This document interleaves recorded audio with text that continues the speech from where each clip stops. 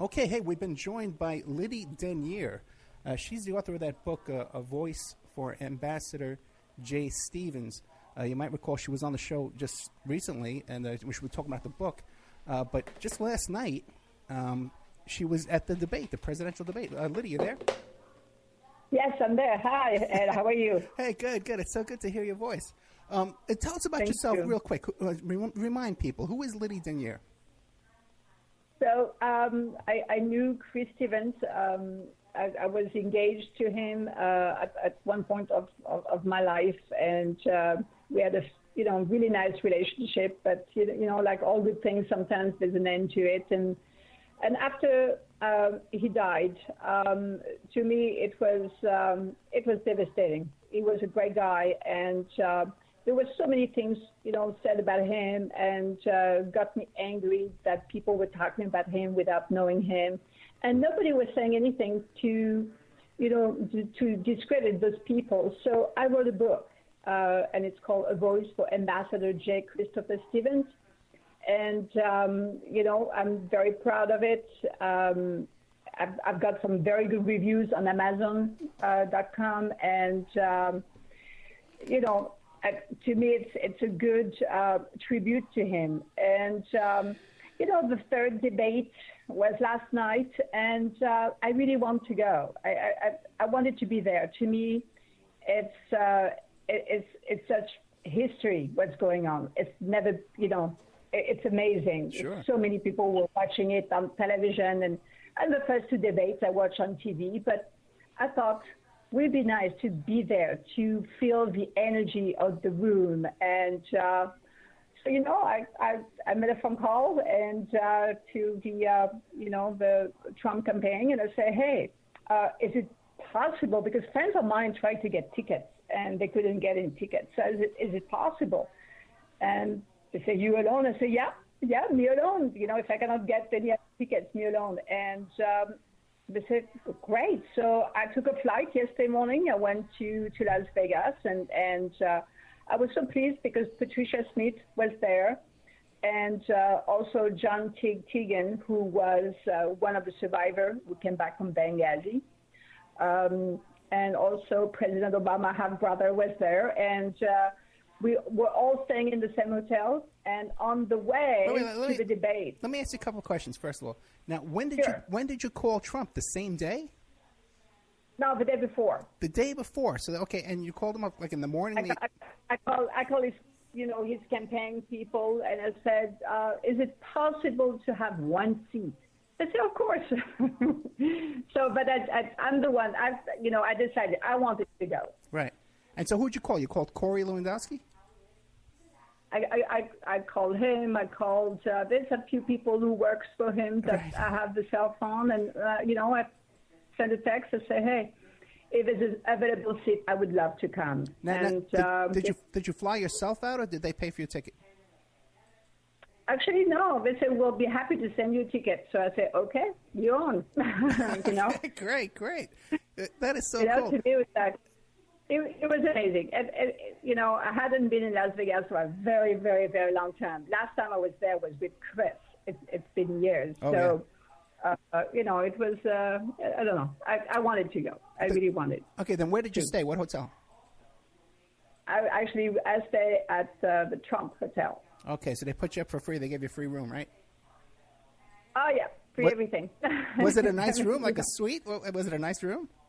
Yeah, very nice room. And, in that hotel, there's no casino, so it's very quiet. Right. It's very beautiful. It's away from the Strip. And so you don't have, you actually, when you go to sleep, it's nice. I've stayed on the Strip before, and it's just crazy. So, yeah, but they were very kind, and everybody, there was lots of people I knew who were there. Yeah, the Trump Hotel doesn't have any gambling. There's no casino. It's just a hotel where you stay. Now, yes. But now that morning of the debate, they had a big protest out there with all these taco trucks going around. Was that a big disruption? Well, I wasn't. I arrived early afternoon, so I wasn't there for the protest, but I heard about it. Right. I heard about it, but it was really disrupting, a lot of things going on in Las Vegas. So yes, lots of protests, definitely. Even then, when we drove there was also protest, going on, but from either side. It was not just protest against one or the other. It was protest for both of them. Yeah, but the protest. But more and more, it was more on one side. But it's crazy. It was insane. Yeah, it was insane. The protest with those taco trucks, right? That was put on by the culinary union. It was put on by a big, powerful union here in town. And they had sound trucks. They had a stage. They had the media was there. They had set up for the media. So that was a well-financed, well-organized protest, whereas the other protests that were held on Harmon and Swenson, the little ones, for the regular people who just wanted to protest. The regular people, Yeah.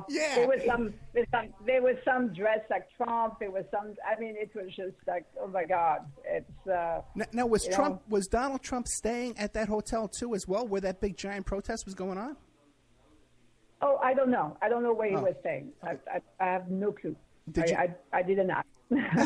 I don't know. Now, did you get to? But lots of people were staying there. Lots of journalists, and so yeah. Now, did you get to meet Trump before the debate? Not before the debate. After the debate, I did, and I said, I'm happy to be here, and thank you. Okay, Now, when did you run into this guy? I'm fascinated with Obama's brother. This man who's I believe from Kenya, right? It's a Kenyan, but he's an American citizen. When did you get to meet him and Mr. Teague and Patricia Smith? When did you meet them? In the afternoon, or on the way to the? It's actually when they all called us from in our room and said, "Okay, time to come down, time to go." So we all were, waiting to get into our cars, respective cars, and then I've known Patricia for a while now, so her and I share a car together. But this was this very tall guy, and I look at him like, who is he? And Patricia said, oh, that's Obama's half brother. I'm like, oh, okay. So I knew he was there.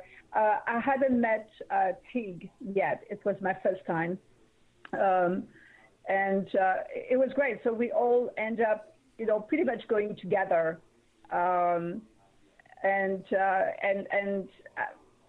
what happened is that, we were supposed to be all seated at 5:15. Right. But what happened is that we got, the cops pulled all the cars on the side road, and they say, you have to wait. And at 5:30, you're like, okay, how long do we have to wait? Because it's starting at 6. We should be in our seats already. And it's only at 5:45. They said, okay, you guys can go. So we went, and when we were right there... Well, let me stop you for a second. Now, when the cops pulled you over, I guess you had like limo drivers, right? Yeah, we had some, it's like the motorcad, that's big SUV, black SUV. All of us, we were all in different cars, but all of us following each other, basically. Now, when the cops pulled you over, did they know, hey, this is a Trump party, that they're their VIP guests for the event? Did they know who you were? Or? Well, it's hard to miss because on the car it says Trump Pence. So really? It's hard to miss. It's hard to... we couldn't be confused with the Clinton campaign. Definitely not. It's written there, right there on the windshield of the car. So they knew exactly that whomever was inside those cars had something to do for the Trump side. Yes. Now, was anybody in the cars negotiating with them, saying, "Hey, we got to get out. We got to be in there. This is our credentials. Look, we have passes. You have to get in." Oh yes, they tried. They tried. They said, "No, got to wait. They said, "Why?" And nobody gave us an answer. No one. Wow. So we kept waiting. You think that would be a big story? At one point, I said, "Where is this place?" They said, "You see the light? We have to make a left." It's right there. I said, "Maybe we just walk. It'd be easier." But no, we had to wait, and we did. We waited. And it was until we waited in the cars until 5:45. Okay, so then you get to the event, then what happens there? So we get out of the car. Before you get out of the car, you have, dogs sniffing, the cars, and you have to roll your windows down so they can see who is inside. And finally, we get out, and you have the security check. So you open your bag and you show your invite and everything, where you seated. And they all told us,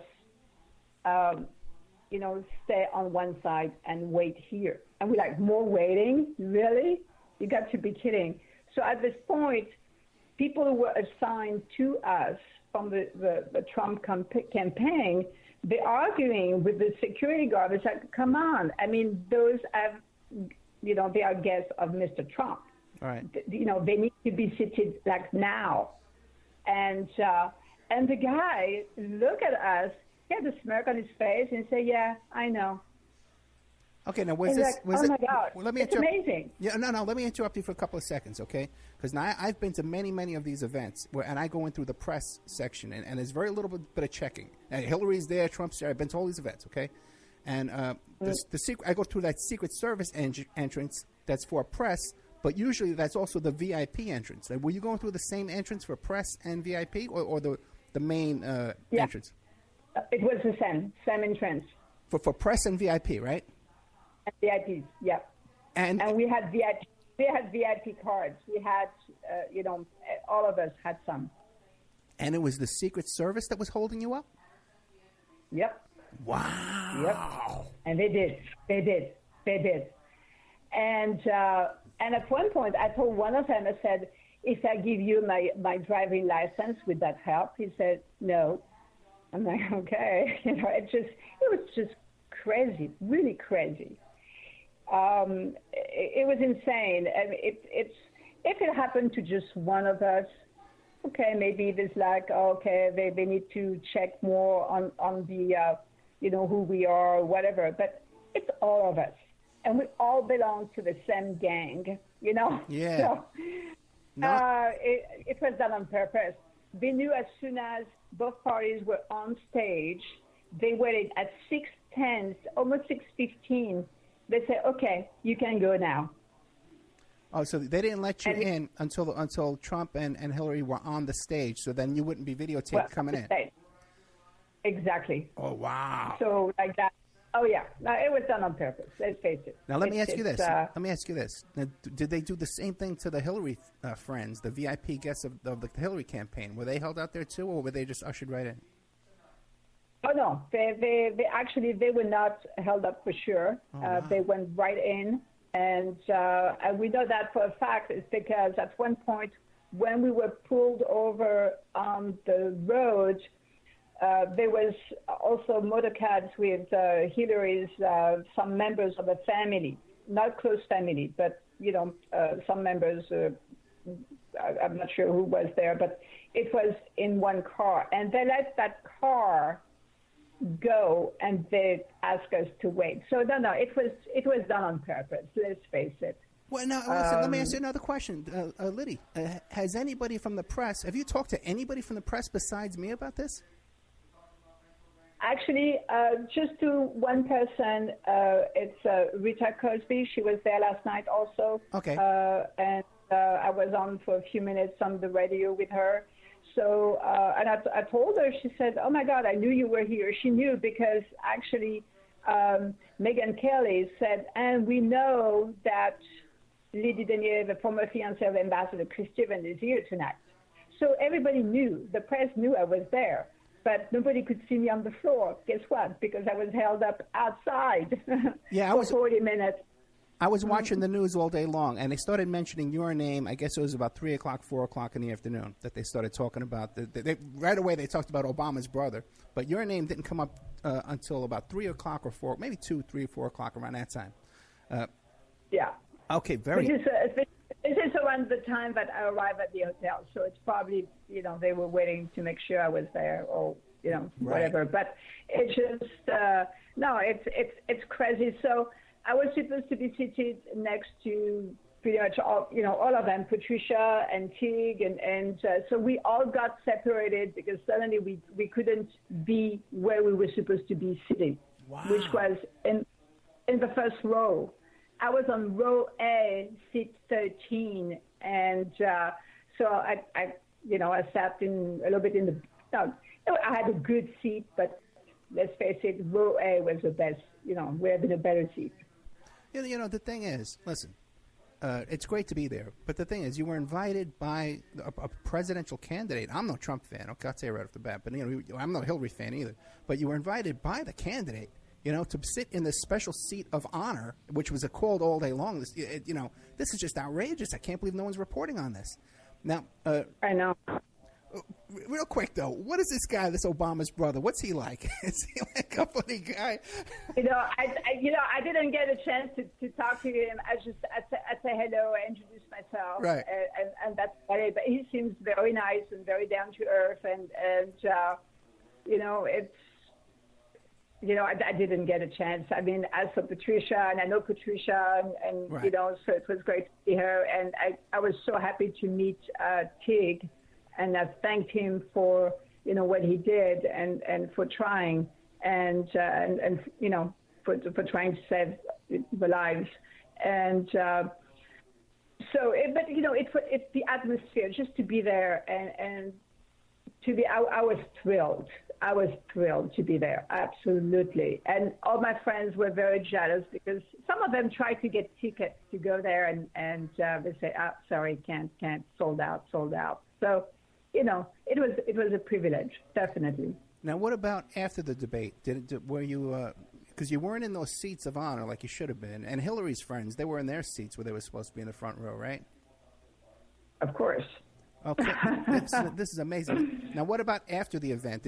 Were you escorted to the front to where you're supposed to be, and saw Trump and his family and stuff like that?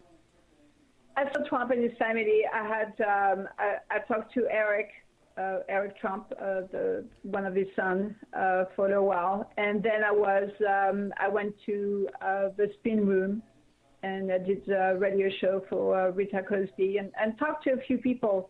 Actually, a lot of people knew who I was, and actually a lot of them said, you're very courageous to come out with a book.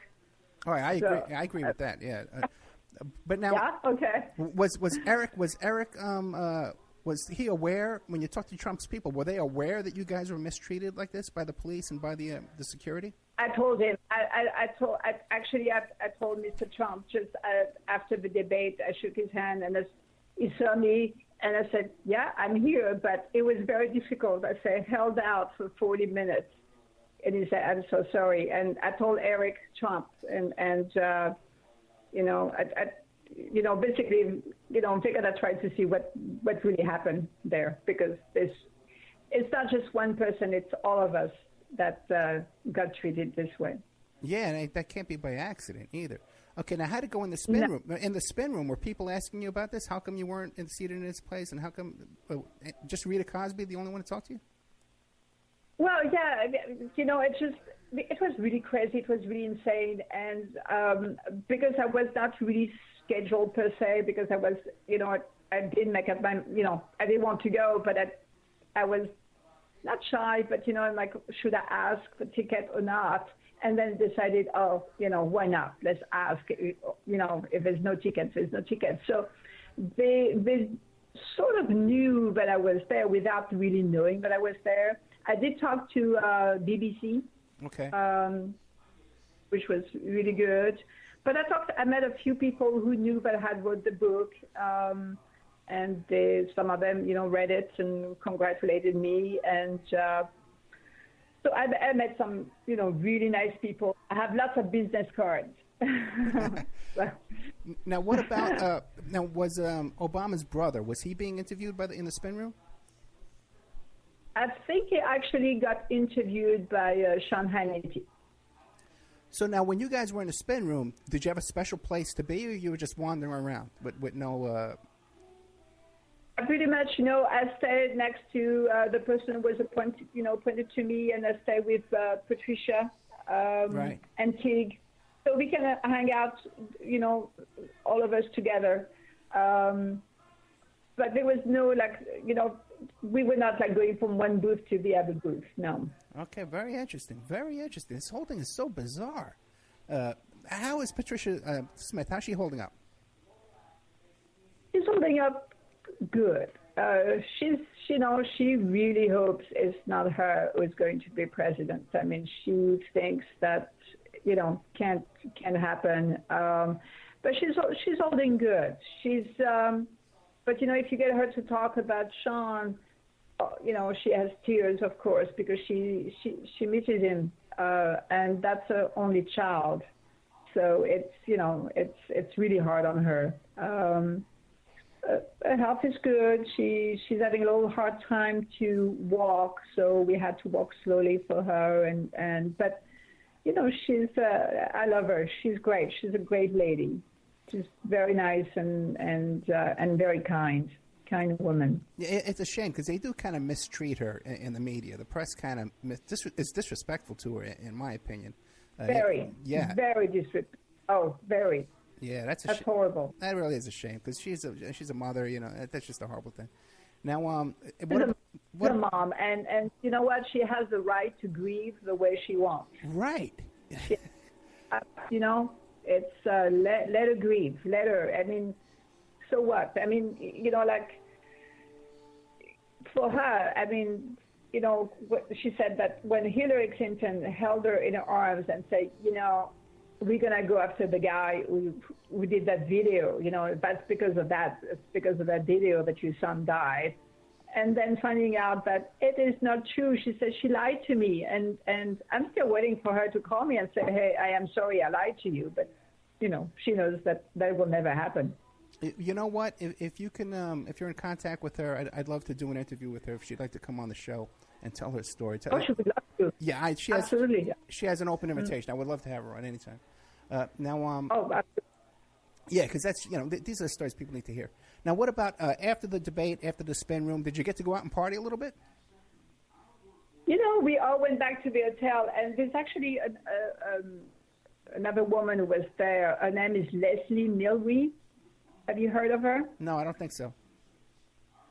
She's one of the Bill Clinton accuser. He when she was working as a journalist, and he robbed her many times, and a few times actually. So she was sexually assaulted by him on 3 different occasions. So she was there also last night. So there was a group of people, and we all came back to the hotel, hang out a little bit, down the lobby, and so there was not like a big party of any kind. Just people meet, you mingle and you say hello. And a friend of mine happened to be in Vegas at the same time, so it was just, actually lots of people that I knew, even people who live in Los Angeles, that they were there. So it was good. Okay, great. Now, how is the book doing? Because I know when I interviewed you, it had just come out. So how's it been doing? Is it getting a warm reception? People who read it, they understand why I wrote it. People who haven't read it, they say, oh, she's trying to cash in. It's like, no, I'm not trying to cash in. I think it's very important that he's not being forgotten. And when you read the book, people say, oh, no, I understand why she did it. It's an amazing story. He was an amazing guy, and this should never happen. And he should not be forgotten. But I get lots of very good reviews. So it's doing good. And it's like it was hard to get it out. But it's doing good. I did a fantastic book signing in Laguna Beach 2 days ago. Lots of people came, and it lasted for an hour and a half. And what I do, I read 2 chapters, and then people could ask questions, and there was very interesting questions. So I had a great time, and I'm planning on doing another book signing in San Diego. And Patricia Smith said, if you do one in San Diego, you tell me, so I'll be there for you. I'll bring people. So that's very nice of her. Oh, great. So now when will the book signing be in San Diego? What date, do you know?